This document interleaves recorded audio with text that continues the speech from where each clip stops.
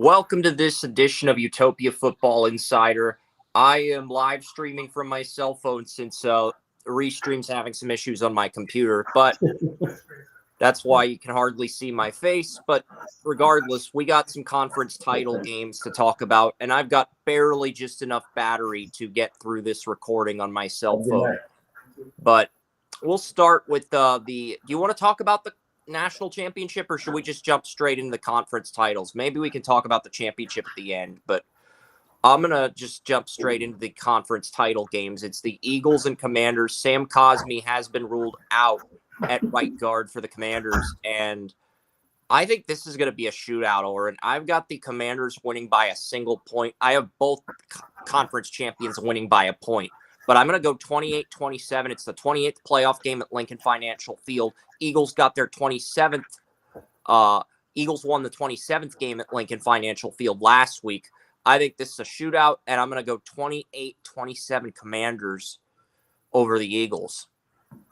Yeah, I mean, I like this game. If Washington can stop Barkley, this is going to be a great game. I just feel Dan Daniels, I would love for him to go. It'll be a nice story for him to go to the Super Bowl and as a rookie. And my score here is 34-28, like you said, a big shootout. And it'll be a nice, good, close game. Going to be two offensive powerhouses playing against each other for the NFC title. And if the Bills happen to win, I see one of these teams actually beating the team as well. I don't, but we'll get to the AFC very shortly. But I do like both teams here in the NFC, and they both deserve to be where they're at right now. So it's really good to, and I'm going with a rookie here as well. So 34-28 is my score, and it's going to be a fantastic game to watch. For those of you that haven't kept up with either one of the teams, they're both very exciting teams where the Eagles won in styling fashion throughout the year, where Washington had last-minute wins, which was incredible. And it's just great to see both teams clash at this game. They didn't play too long ago, as I believe the Washington beat them. They did play twice this year, like they always do. So it's good to see a rival matchup, because that's what you're getting right here between the two quarterbacks and between the two running backs, between the two defenses. You're going to see lots of talent on both sides of the ball, and I really like this matchup. Probably better than the AFC that we're going to see as well. Yeah, I agree. There's going to be more offense in this game versus the AFC title. Terry McLaurin, I think he's going to have a big day, and the Commanders win by a point, but you've got the Commanders winning by 6. But the next game, it is the AFC Championship. It is the Bills-Chiefs game, and I think the Bills are going to lead for a majority of this game. Taylor Rapp's been ruled out at strong safety, so Cole Bishop's going to be making his first start of the year at strong safety with Damar Hamlin starting next to him. And those are going to be I think the Bills are going to lead a majority of the game, but I have the Chiefs winning on a fluky 2-point conversion at the end. I think they tie it as time expires. They go for 2, and then they get the 2-point conversion and win in regulation. 22-21. Chiefs prevail barely, but many argue that the Bills let this one get away, or the Bills should have been in the Super Bowl, kind of like Bengals fans did 2 years ago. But I think the officiating will be fairer in this game compared to the Bengals game. Clete Blakeman is the worst referee the Chiefs could have drawn for the AFC title game. I do think the Bills have the talent to win, but I think the Chiefs are a more complete team at a few positions, and I like the Chiefs by a point, 22-21 over the Bills. I'm laughing because really, I don't need to get into serious conversation about last week with the Chiefs. And I don't know if you heard that ref been suspended. So now they have to have a legitimate team out there. And if anything, they win, it's going to be by luck, the Chiefs. They don't have the talent that the Bills have, Chris. I just feel a lot of it's luck. that they've been having. Not only luck, but a lot of offside calls because they're worried that Mahomes is going to cheat. I mean, Allen takes more hits than Mahomes. It's just generated like that, and they don't call everything that every time somebody hits Josh Allen. So we have to be very careful in what we see and how we see it. I'm going to take the Bills here. Actually, I just feel fourth time's is a charm here for Josh Allen. Chris, it's about time they win. I don't know why you were waiting and waiting and waiting. No, it's time. Somebody's going to have to win. You know, I do think Allen will beat Mahomes, but I think it'll two be years 2 years down the down the line in the road, fifth bro. meeting. They're not even going to be. One of them might not even be around. I'm telling you, it's going to be a new Highmark Stadium when the Yeah, Bills' but you new know, with all stadium the opens in AFC 2026. guys that are young, these guys might not be around. Maybe Bo Nix is going to be the next talent. So, yes, right now they're the high generation. I know you're hesitating, but 2 years down the road, Bo Nix might be very good.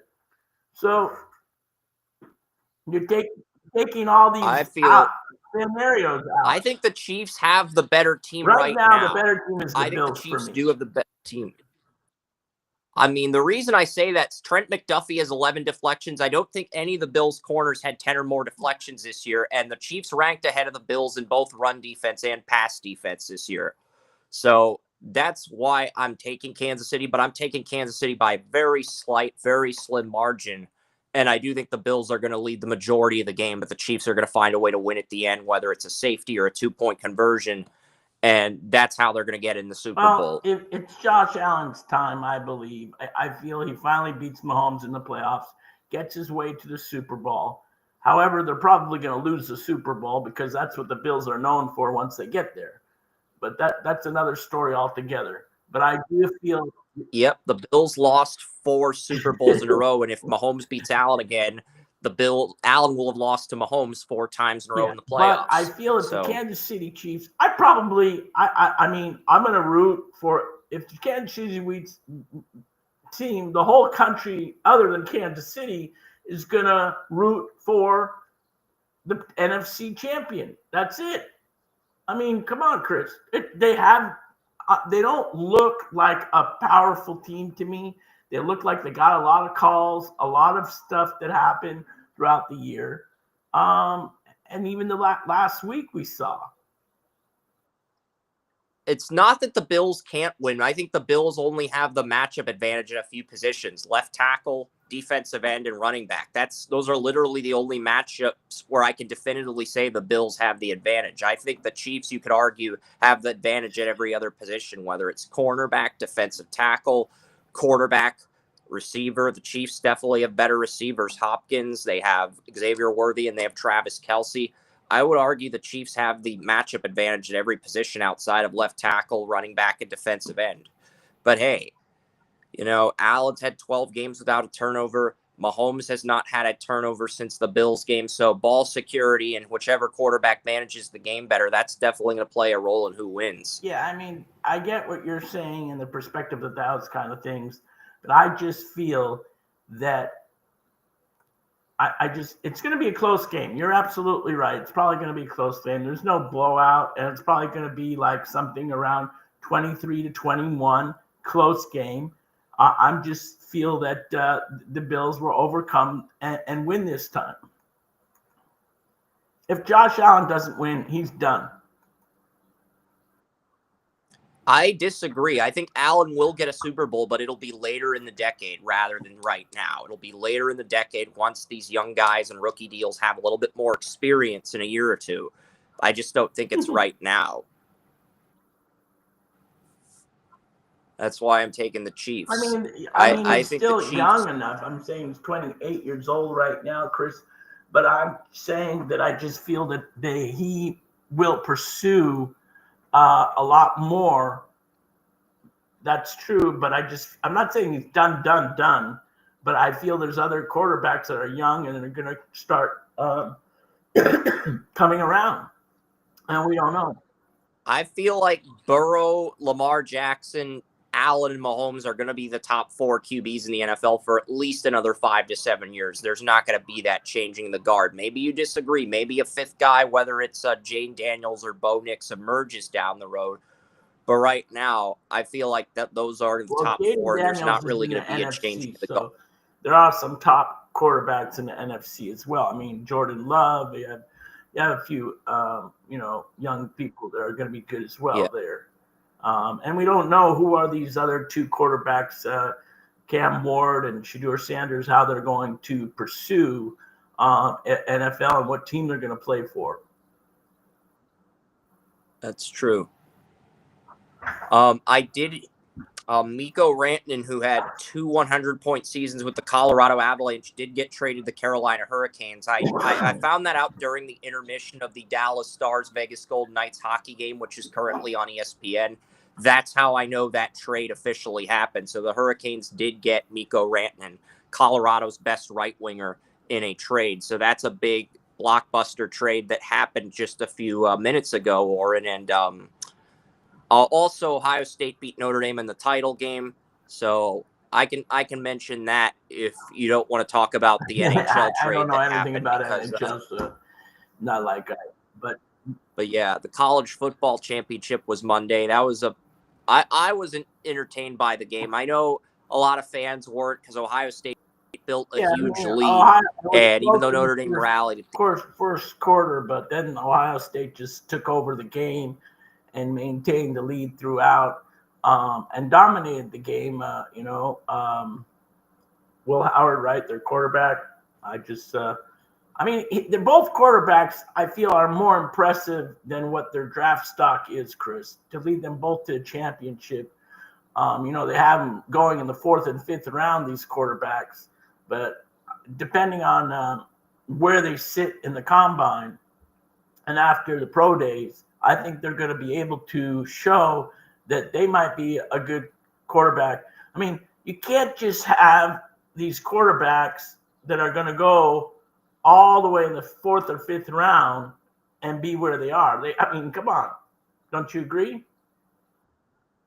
I agree. I haven't seen that before where I just don't see Cam Ward and Shedeur.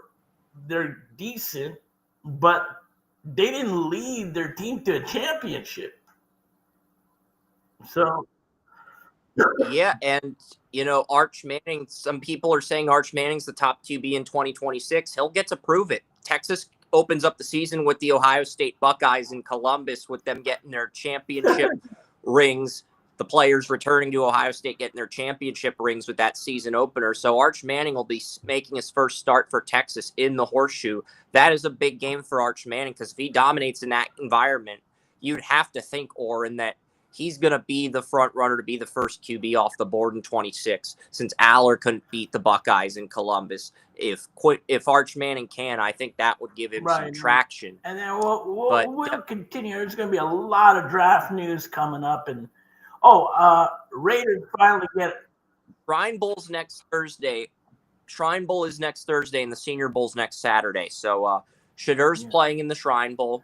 And then the other news is the Raiders finally hired their coach today, Pete Carroll, and he making the AFC West look total full of experience. If you look at all the 4 coaches now that they have, there's no youngin in that group. So does it change the philosophy? I think so. With Tom Brady kind of being a VP, kind of, even though he's the central owner, and bringing in Spytek as a GM. And I just feel the whole different regime. We'll see, starting next year. It's going to take like 3 to 4 years to get to where they probably want to be. But this is a whole different regime. It's not the same Davis and company Raiders. And it's going to take time to see that, but I think it will change. They have the right people to make themselves a contender in 2 to 5 years if they keep this regime and they're patient with this regime. They get the quarterback, they put the foundation in play. I do think this is the right regime, but do they have the patience to see this regime through? That's the big question, but we'll see what And happens then with that. there's a coach What opening else? still. The Cowboys have still not hired their coach, but everybody else has that fired their coaches. What do you think about the other hires? Uh, I think the Saints who? still haven't Oh, the hired their Saints. That's coach correct. either Saints. yet, Oren. Saints either. What do you think about the coaches hired, like the Patriots? That My top three were Vrabel, Ben Johnson, and Aaron Glenn. Those were the first three, and then I think I had Pete Carroll at 4. Mike McCarthy's still available. That would be my top guy. I was not high on Liam Cohen, but he did take the Jaguars head coaching gig. Robert Sala's available. Yeah. So there's just a few names out there, and well, we know I McCarthy's not mean, going to go back to the Cowboys. So if he goes to the Saints, ah, I am not thrilled with that move. But I just, well, you remember there's a couple of other good contenders that are still in the playoffs that could switch the gears to move to the Saints or the Cowboys. And yeah, we were talking about yeah, yesterday. I believe Kellen Moore would make a great coach for the Cowboys. And then yep, the Cliff Kingsbury, he does have a background with some of the Saints' older coaches. They're no longer there. So since he is an experienced coach, I can see him going to the Saints. yeah, definitely. I could see Kingsbury going to the Saints. That I could see. I could see McCarthy going there. I could see one of those two. I don't know who else is on the market though. As far as I think the Cowboys want Brian Schottenheimer. That's who there is the favorite to win the Dallas Cowboys head coaching gig. Brian Schottenheimer. Well, so I'm going to look up Saints coaching. So right now, the closest update to the Saints here.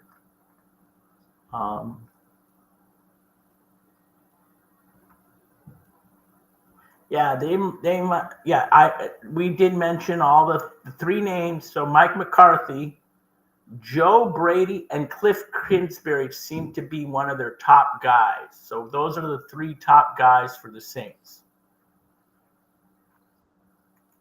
Yeah. That's not surprising. Those are probably the best names available.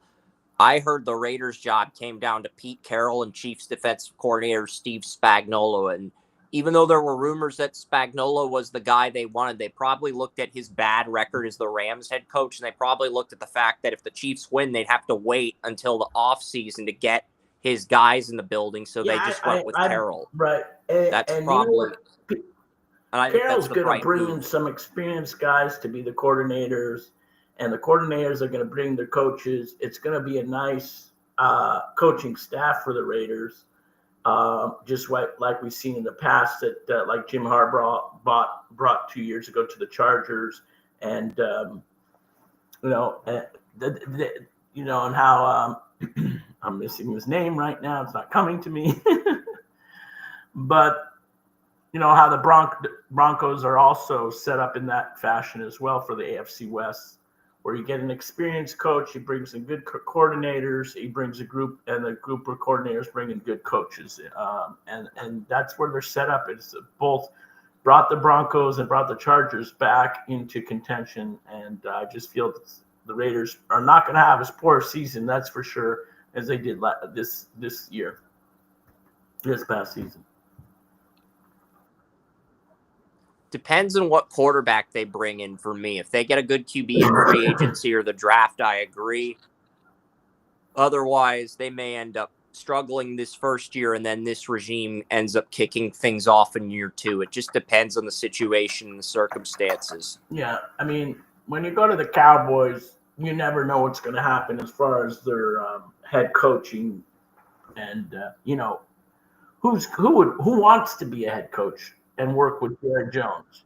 And I just think the quality of candidates that the Dallas Cowboys usually get in the coaching search isn't what it used to be because of And Jerry Jones. people need And to I think get that's a off their big. tangent, and I think it's quieted down a little bit. Deion Sanders said no several times. It's not even in conversation. He could talk to him because he played with him.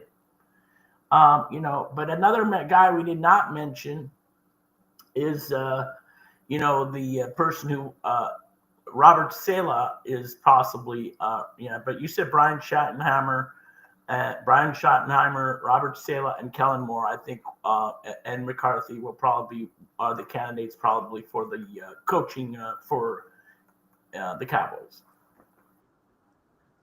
Yeah, and speaking of Dallas, they do lead Vegas. The reason I was awkwardly fist pumping during this live stream is because the Dallas Stars scored twice in the Vegas Golden Knights. But the 3-team trade, it's official. The Avalanche get Martin Necas, Jack Drury. The Hurricanes get Mikko Rantanen and Taylor Hall. And the Blackhawks get a third-round pick, and they're retaining 50% of Rantanen's salary. But it's a draft pick out of it because the Blackhawks are sending Taylor Hall to the Hurricanes. The Hurricanes are sending Necas and Jack Drury to the Avalanche. And basically the Blackhawks are getting a third-round pick, but they're retaining the salary. But yeah, that's the full details on the 3-team trade. My phone is at 10%. Do we have anything else we need to talk about football related before we end tonight's show? I think we're good to go till next week. We will have a show for a Super Bowl special or something. I don't know what we're going to do. We haven't made sense, but we also can talk about the coaching searches for the Cowboys and Saints, polish up on that, and to talk about all the some of the big names that are going to be playing in those Senior Bowls coming up.